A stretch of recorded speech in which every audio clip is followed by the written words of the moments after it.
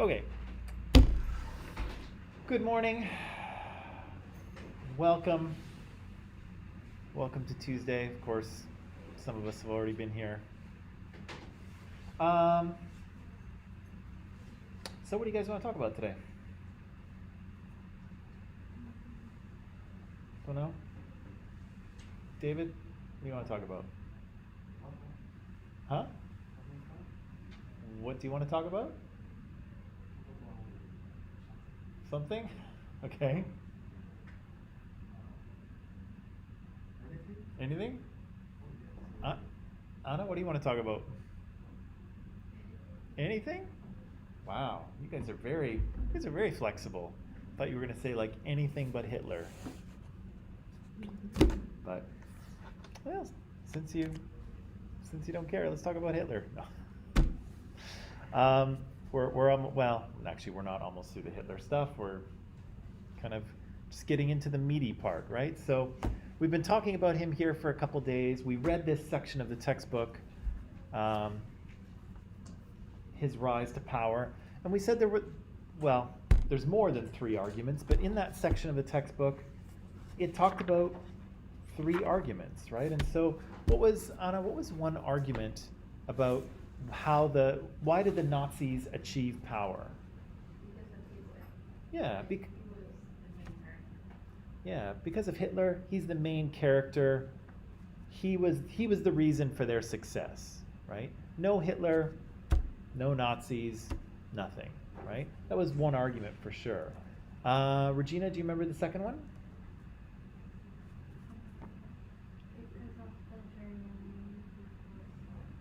Yeah, what were they kind of like?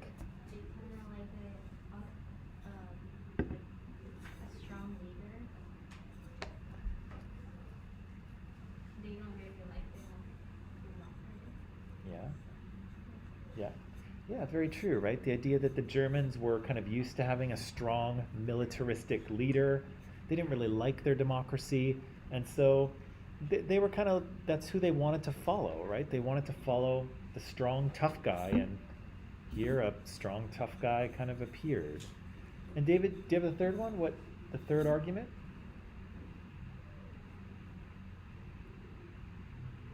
One was it's all Hitler. One was it's the German people, right, and their attitude towards government. The third one?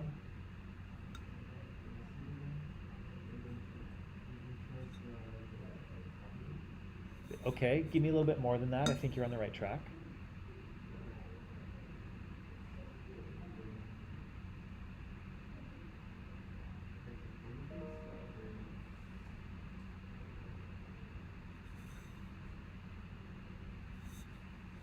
They didn't really trust the government, right? The democratic government.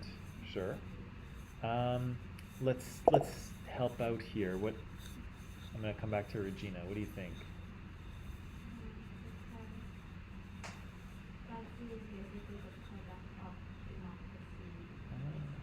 Okay. Yeah, so the third argument was that, the Nazis achieved power because they lived in a democracy, right?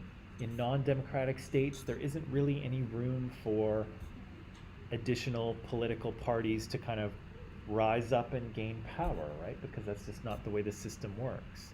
And I think we read yesterday that basically as soon as Hitler gained power, he outlawed all other political parties and threw a bunch of people in jail, right? So very quickly the democracy was gone very quickly. So yeah, these types of parties need a democracy in order to kind of develop and flourish, because it's the only kind of political system in which other parties are tolerated, right?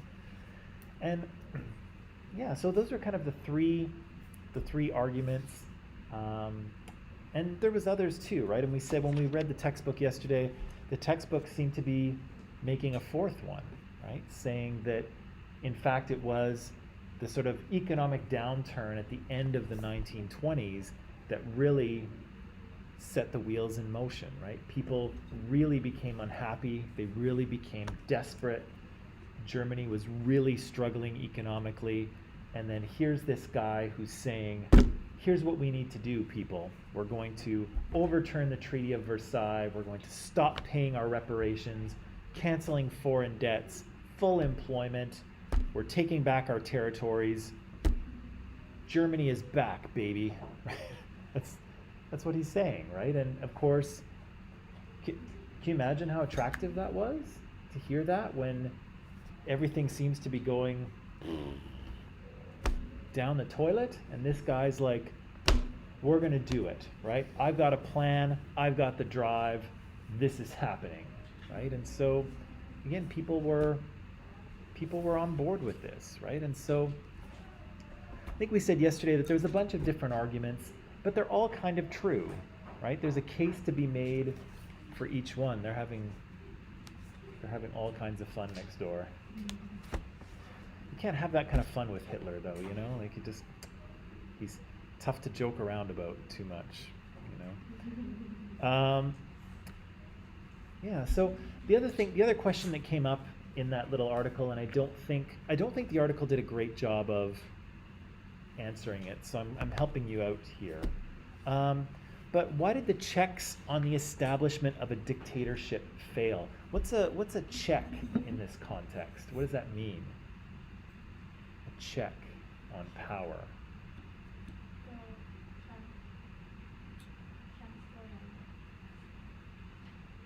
A chancellor is a check?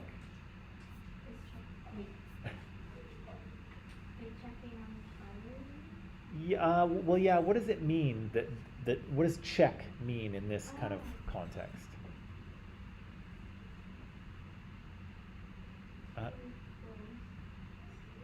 To what?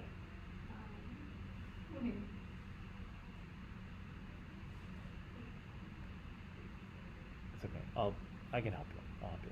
So here it means kind of a limit, right? It's a way to kind of limit their power.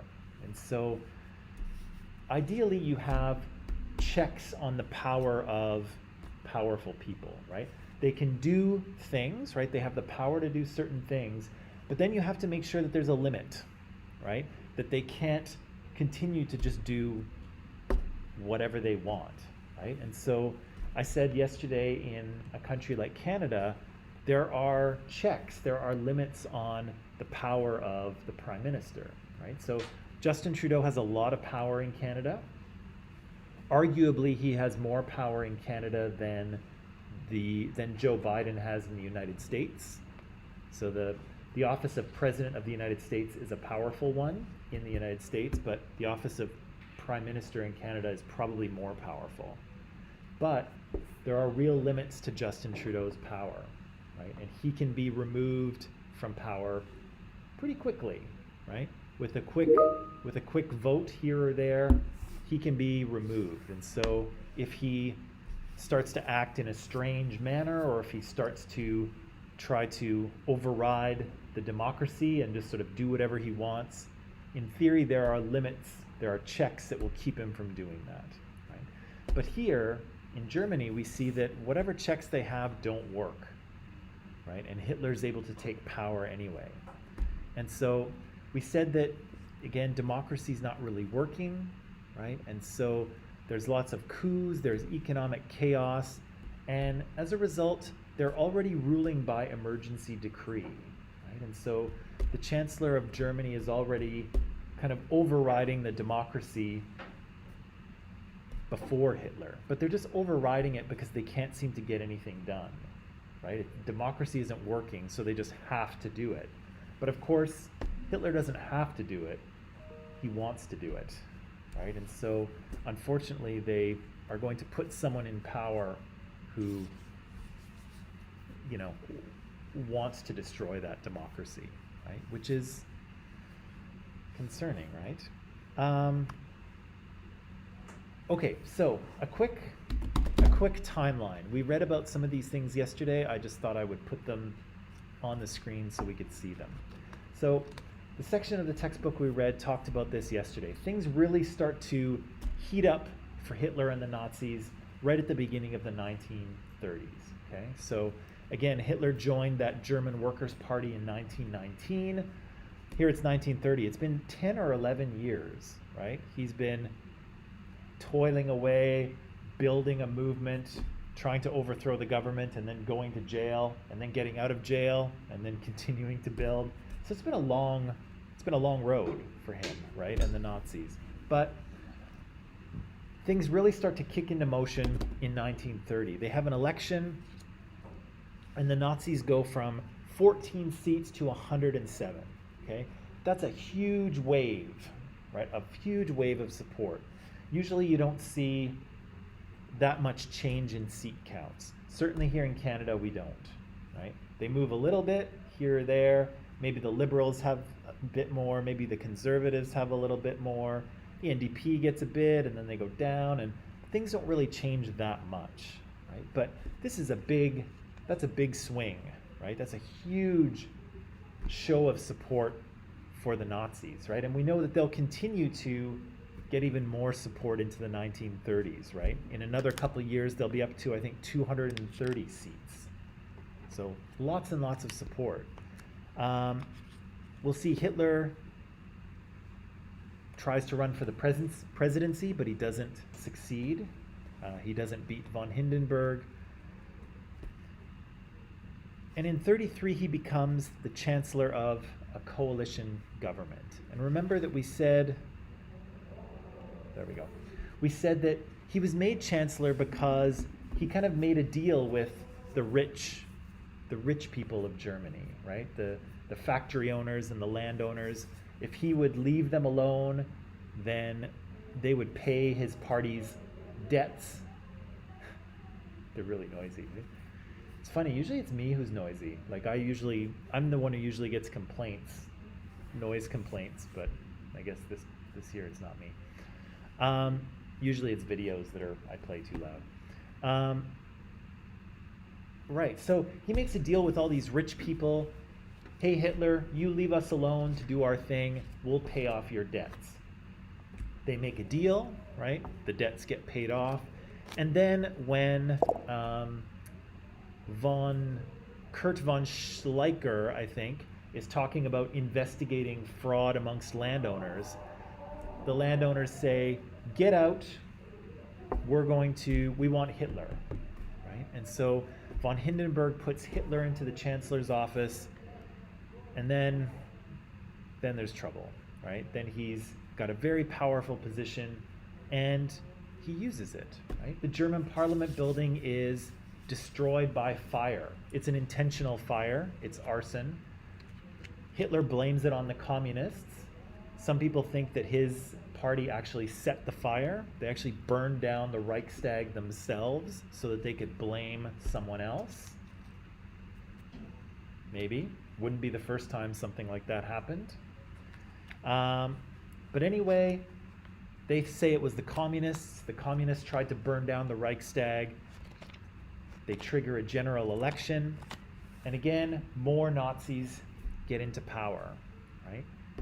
Then in 1933, this is the big one, Hitler convinces everyone to pass the Enabling Act, okay? He convinces everyone that Germany is out of control, the economy is a mess, the communists are burning down the government building, like the parliament building. Something has to be done.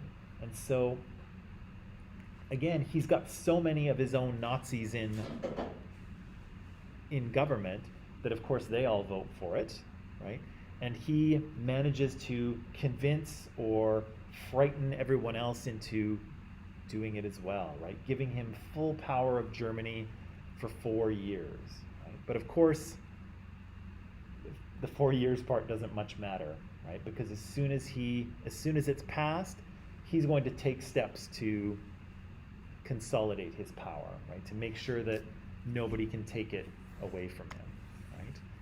And so this is actually from the time, a primary source, if you will. Here he is. Down there, he's in the light-colored uniform or whatever, speaking to government officials, arguing for the passing of the Enabling Act, right?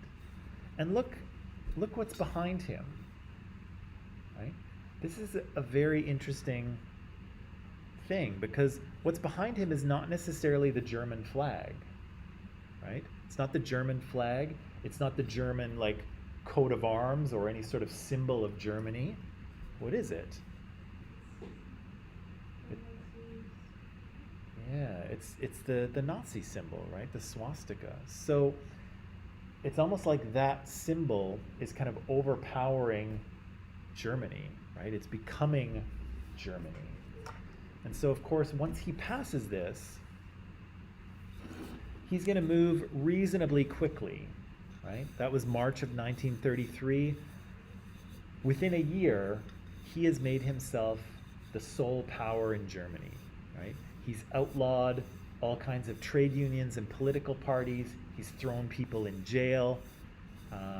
Germany is withdrawn from the League of Nations. They've stopped making their treaty or their reparations. In 1934, the Night of the Long Knives, he goes and executes anyone in his party that disagrees with him. And then, once von Hindenburg dies, the president of Germany, Hitler becomes Führer, right? He combines these two offices, and there's no longer any check on his power. Right? He centralizes the police under himself, right, and under the Gestapo.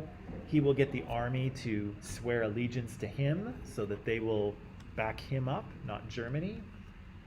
And then it's kind of, in a way, Germany has become Nazi Germany, right? And you can see it here, right? There's no German flag really. Well, way off in the distance there. But you can pretty clearly see how the party has become the state, right? The party doesn't serve the state. The party is not one of a bunch of parties that are running the state.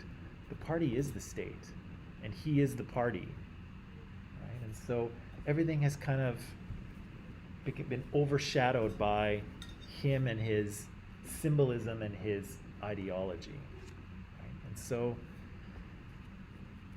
the thing I want to point out to you, or the thing I want to drive home, and hopefully I'd like to do it more subtly and artfully than this, but I'm just going to tell you because it's a public service, is that it's important to know that yes, Hitler takes power, right? He seizes power and he does whatever he wants, but he doesn't take it so much as it's given to him, right? People elected all of those Nazis into power, hundreds of them, into the parliament, right? The wealthy industrialists made a deal with Hitler because they wanted him in power, right? They pushed von Hindenburg to put him into office, right? The Reichstag voted him all of those powers in the Enabling Act, right? He didn't really take anything. He didn't march in with an army and overthrow the government. He became the government, right? So people gave him the keys to Germany willingly. He didn't steal them. They wanted him in, and they put him in, right? And so it's important to kind of pay attention to this because, sometimes I think we think that a bad person will come to power only if they kind of seize it, right? Only if they have the military and they overthrow the government. But here, he followed the rules, right? He said he was going to do it, right? He said, we will hold our noses and enter the democratic system, and then soon we will have a majority, and when we have a majority, we will have Germany, right? And he did exactly what he said he was going to do, and he did it for the most part legally, right? And then once he became dictator under the Enabling Act, then there is no legal, right? He is the law. Whatever he chooses to do, that's what gets done, right? He puts himself then above, he and the party are above the law, right? And so, again, making him the sole leader basically destroys the democracy. And again, putting himself and his party above the law also does that, right? And so democracy is dead, right, in Germany, and the Germans hand it over willingly, right? They give it up. they give it up by choice, right? And that's worth paying attention to. Okay, so what I'd like you to do is read this section. Okay, it looks long, but there's some purple pages that I don't want you to read, so it's actually less than it seems. And it talks about Hitler's initial plan for what Europe will look like, what some of his policies are. And once we read that, I want to answer those questions, and then I want to talk about maybe kind of a current situation that is somewhat similar to what we're reading about here. Okay, so I want to take what we know about history and see if we can apply it to a modern context. Okay, but let's read this first. Of course, if you're online, it's in Microsoft Teams, so you can find it under, I forget if it's readings or text resources. You probably know by now, but yeah, it is text resources. It's in there. Yep. Okay.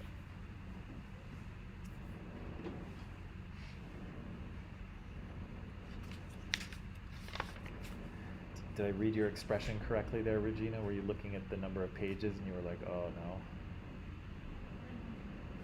What's that? Just the, yeah? Okay. It's not as bad as it looks.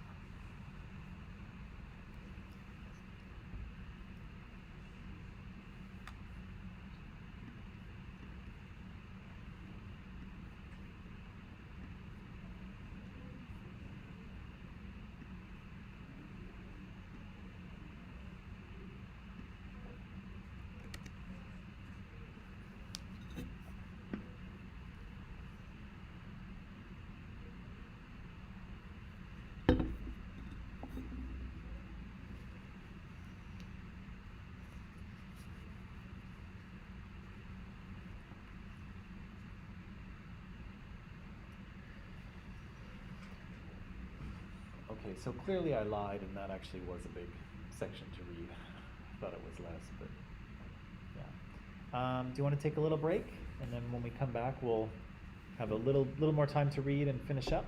Is that okay? All right. Let's take a little break, refocus.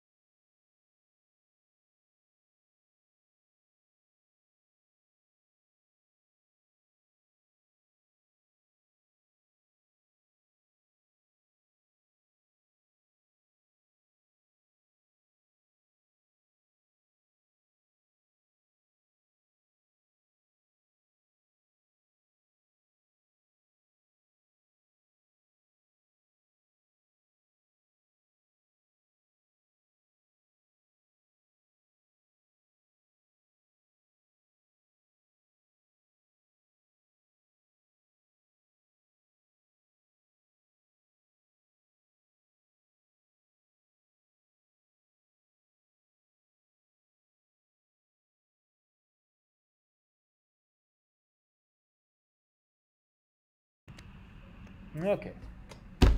So, we're back. I gave you a criminally long section of the textbook to read.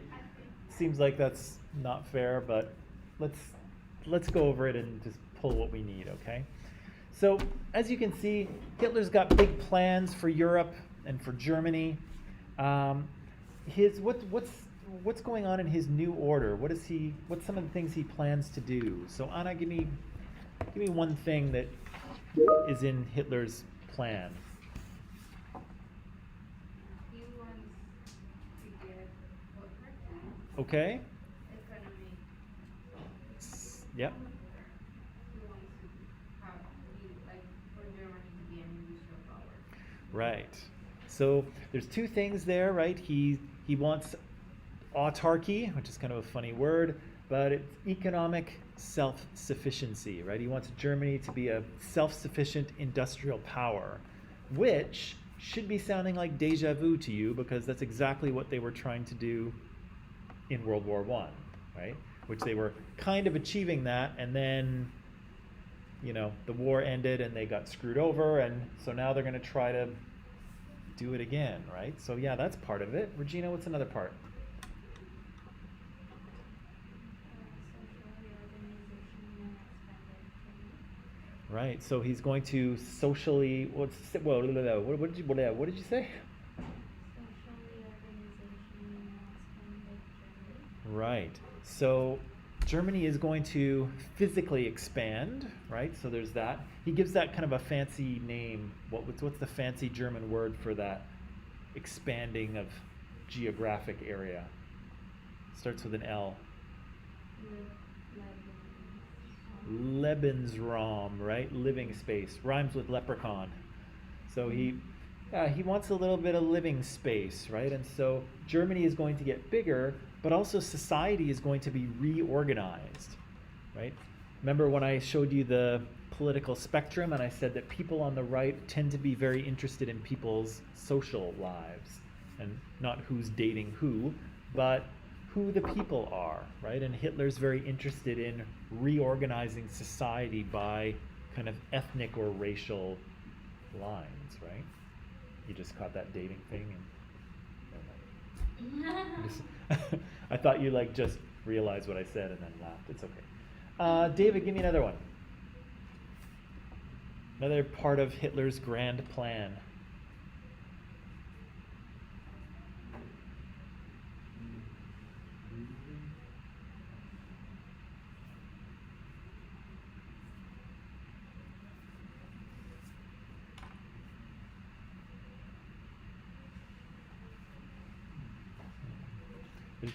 There's been some geographic, right? Some economic, some social, right?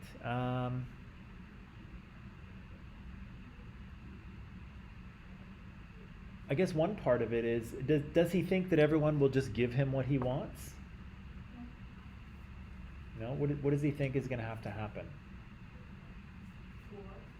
Yeah, right? There's going to have to be war, right? And I think the textbook mentions he's not really sure with who or when, but he's pretty sure that eventually he's going to try and get what he wants. Someone will try to stop him and he'll have to go to war, right? But he's still pretty flexible. He's going to see how it goes, right? I think we've got, do we have most of it there? Or are we missing some? There's the social reorganization, there's the geographic expansion of Germany. Oh, there is one more thing. There's autarky, there's kind of a social reorganization with Germans at the top, and then kind of a hierarchy, right? The less you are like the Germans, the lower you are. What else?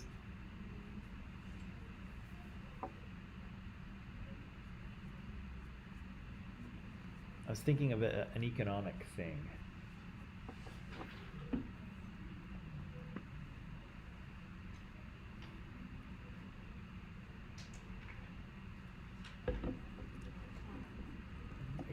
Yeah, it had to do with the sort of economic relationship between Germany and the rest of Europe.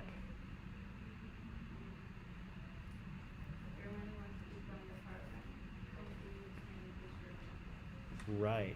And so, what does that mean? What, like, describe how that would work. Like create other bases in Europe, Yeah. like big foods and like materials and everything. Yeah. Right. And then what would Germany do with all that? Rationalize them? They would what? Rationalize them? Oh, yeah. Oh, there's the rationalization thing. Okay, hang on. So there's two things there, actually. So one thing is that the areas around Germany are going to send raw materials into Germany, right? Germany's going to manufacture them, and then they're going to sell them back to those other areas, and in Germany as well, right? And so if that sounds at all familiar to you, that's kind of what colonialism and colonization is, right? It's that those Britain and France, they went to other parts of the world, they took over, they took their raw materials, they manufactured them at home, and then they sold them back and made tons of money. And so Hitler kind of wants to do the same thing just in Europe, right? He's got like a mini colonial kind of idea where Germany is the sort of center of the empire, and they're taking raw materials from other places, manufacturing them, making all the money, keeping all the technology, and then selling these products back to other places, right? So it's kind of like mini colonialism. Technically, I think it's called mercantilism, but I won't ask you to remember that. But technically, that's what he's thinking about. What's the rationalization thing, though? What does that mean? He wants to rationalize, I think, agriculture and industry. I think, yeah. What does that mean, though? You know what? Let's Google it. I'm gonna Google that. Rationalization, because it has a few meanings. It's a few meanings. Okay, so here it is. Actually, no. Yeah, here we go. I'm going to put it on the screen for us. There it is. Rationalization. Whoa. So that first definition is not what we're looking at, right? Because that's when you attempt to explain or justify something. That's rationalization, right? Yes, I had that extra cookie yesterday, but I had a really hard day, and I deserve that cookie. Rationalization, right? But here we're talking about the second one, right? The act of making a company or a process or an industry or an entire country more efficient by dispensing with superfluous personnel or equipment, right? So he's trying to make industry and agriculture in Germany more efficient, right? He's going to get rid of anything that's inefficient, anything that's duplicated. He's going to make sure that the state organizes it, right? So that it's as efficient as it can be. Okay? That's what he means by, or that's what they mean by rationalize, okay? So that's another part of it as well. So he's got big plans, right? And these plans will transform everything about Germany, right? Its society, its economy. He's transforming its political system, right? From a democracy to a dictatorship. He is transforming the military, right? He's rebuilding that. Everything is changing, right? So pretty massive changes. How is this going to affect people in Europe? The implementation of this new order, or in Germany, sorry. How's this going to affect people living in Germany?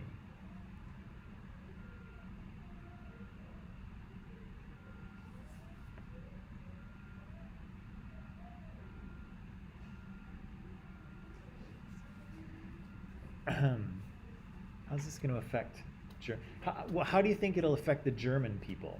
So like ethnically German people.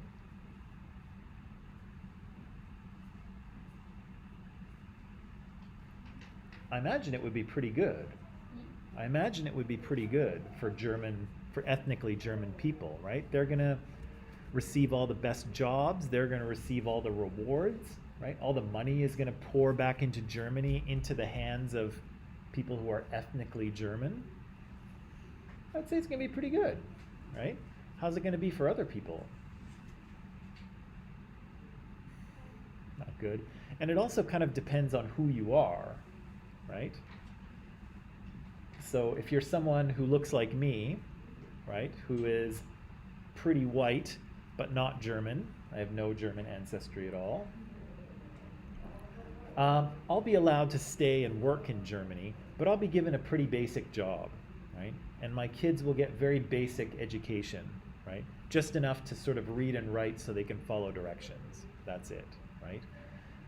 Other than that, if you are Slavic, if you are Roma, if you are mentally ill or physically disabled, if you're gay or lesbian, there's kind of no room for you in this new order, right? And so Hitler's plan is to get rid of these people, right? To ship them out of Germany somehow.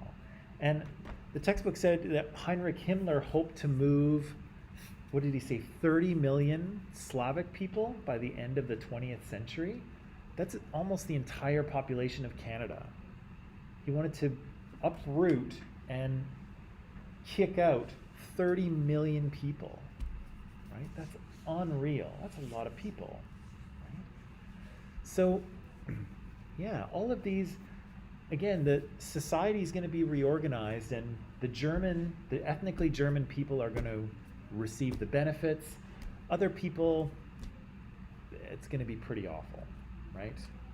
And varying degrees of awful, but still awful. What are these Nuremberg Decrees? That was number 3. And also, where is that? Where are they? Is it under policies? I think it is.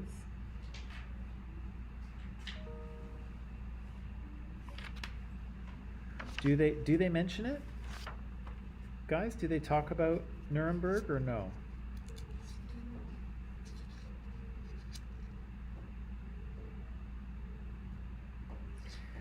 There's Kristallnacht. Ah, yeah, okay, there we go.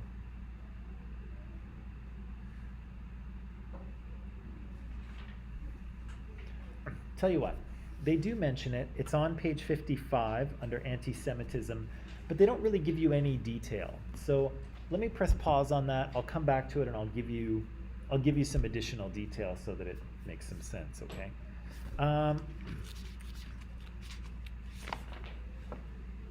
Oh yeah, the 4th question is Kristallnacht. They do describe this. So what does that mean? The glass night, right? And what happens?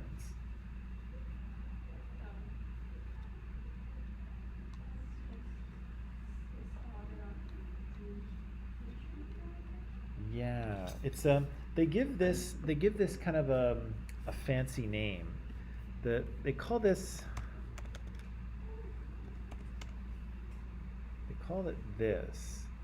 Call it a pogrom. I think that's how you say it.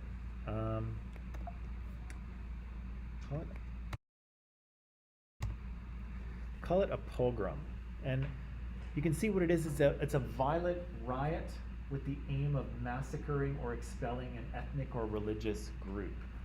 And in this case, it's sponsored by the state, right? So it's the Nazis, it's the German government that is doing this, right? So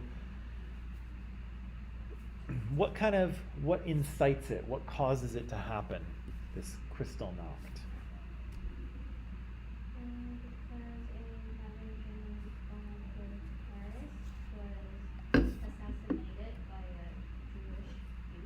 Right. So a young Jewish man assassinates a German diplomat in Paris. The Nazis learn of this and they lose it, right? And what happens during this night?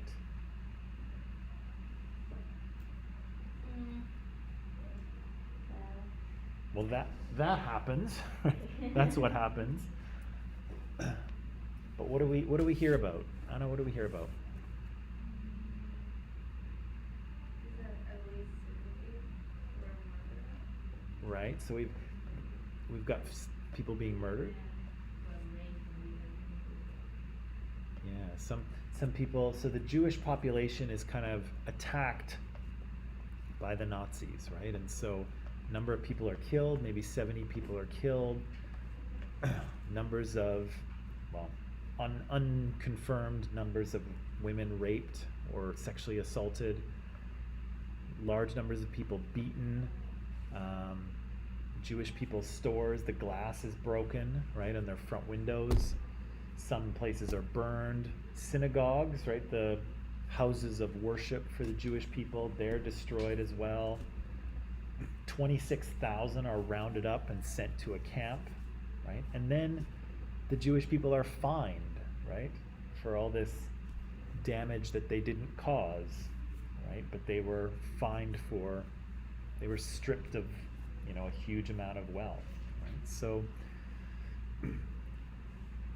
yeah, this is quite a brutal sort of expression of anti-Semitism, right? And again, it's worth noting, I know there's not a question here, but it's worth noting that even though the Nazis were very anti-Semitic, they were very anti-Jewish, those views were pretty common, right, in this period of history and in Europe, right? If you read earlier that at the beginning of Hitler's power, they were trying to deport Jewish people, right? But the problem was that no countries wanted them, right? So they tried to send them to other countries in Europe, but other countries were like, no, we don't want them, right? There's even there's a story of, oh gosh, what is the name of the boat now? I think it's the St. Louis, and so it's a ship full of Jewish refugees from Europe and from Germany, and they sail for the United States, and they try to get into the United States as refugees, and the United States says, no thank you, we don't want you. The Jewish people, of course, say, well, we can't go anywhere in Europe, no one else will take us. The United States says, no, sorry, we don't want you either. Ship sails up to Canada. These Jewish people try to enter Canada and say, we're refugees. Canada says, no, we don't want you either. And they get sent back to Europe for whatever, for whatever fate awaited them.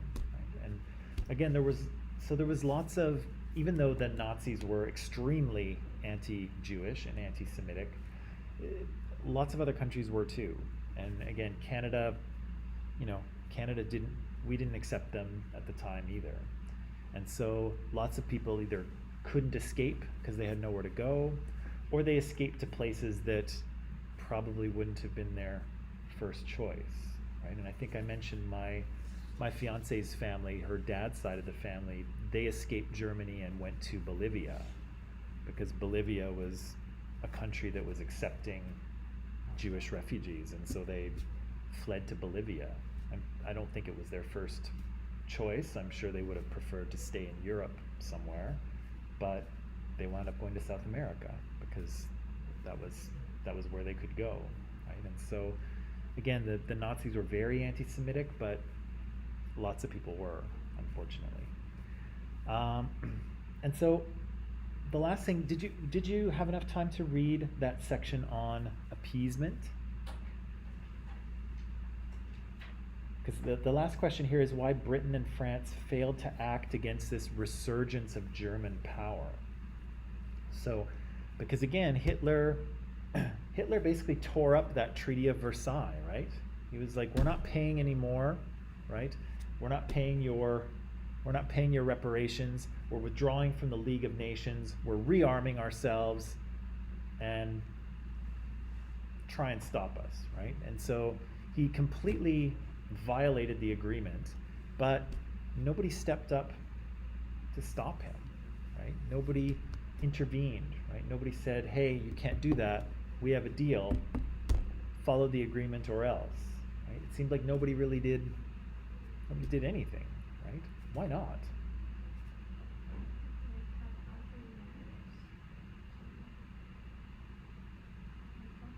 Okay. What kind of other matters do they have?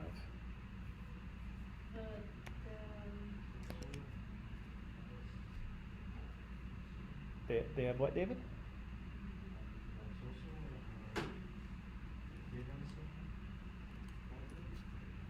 Okay. Well, let's a little more specific, maybe.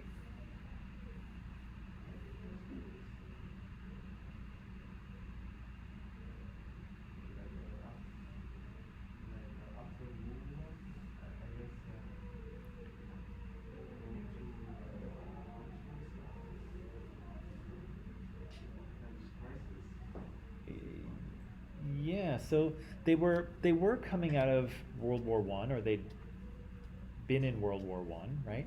It wasn't so long ago that people didn't remember, right? Because this is happening in the mid 30s, so it's about 15 years maybe after World War One. I know that for you guys that's a long time because you've only been alive for 17 or 18 years.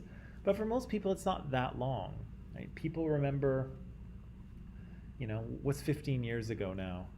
Not 2005? 6? 2007, right? 2007 is 15 years ago. Yeah. So I remember 2007 reasonably clearly, right? So I know you probably don't because you were like tiny. But I remember that reasonably clearly. So people haven't really forgotten World War One. And of course, World War One was a big deal. It's not something you forget about easily. So the war is still pretty fresh in people's minds, right? And so do you think they're eager to arm themselves and march off to war against Germany again? No, thank you. Remember what happened last time? It was 4 years, millions of people died, millions of dollars were spent, countries were destroyed. Yikes, right? What a disaster. No appetite to go back there, right? We don't want to go back there. Why else are they reluctant to stop him or to do anything about this? the collapse of the French economy. People are what? The collapse of the French economy.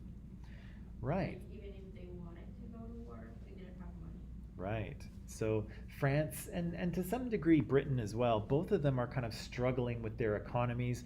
They're not really in a strong position right now, right? They're not really able to arm themselves and commit large sums of money to a war effort, right? So they're kind of still weakened, right? And they're trying to deal with their own economic problems. And I think that's another part of it, right? The idea that people are kind of consumed with their own domestic issues, right? Their own economies, their own problems.